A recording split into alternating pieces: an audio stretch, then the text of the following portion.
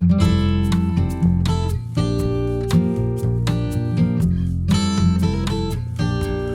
to Eat and Be Eaten, guys. Today I am going to show you how to make a favorite Hawaii condiment. This is Hawaiian chili pepper water.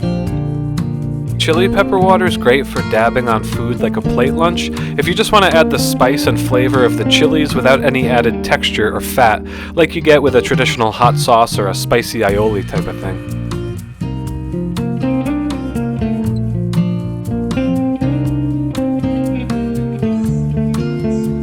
It's exactly what it sounds like, Hawaiian chili peppers in water. Also a little bit of vinegar. Do 4 parts water to 1 part vinegar. And if you want to add extra flavor with slices of ginger or garlic, you can do that too.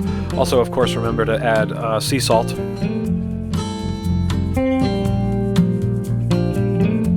Bring it to a boil and then reduce and simmer for 5 minutes. Let it cool completely and then fill your sterilized bottles or jars.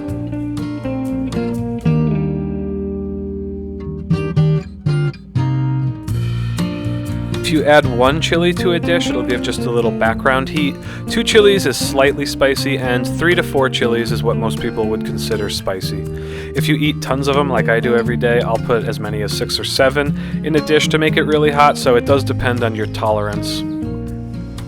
Click the link above to see our whole popular Hawaii recipes playlist.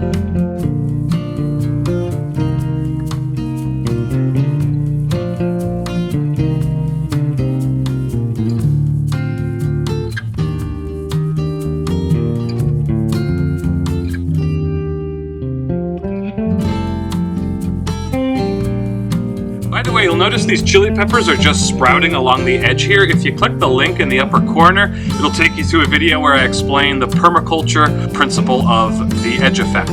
So check out that link if you want to see that.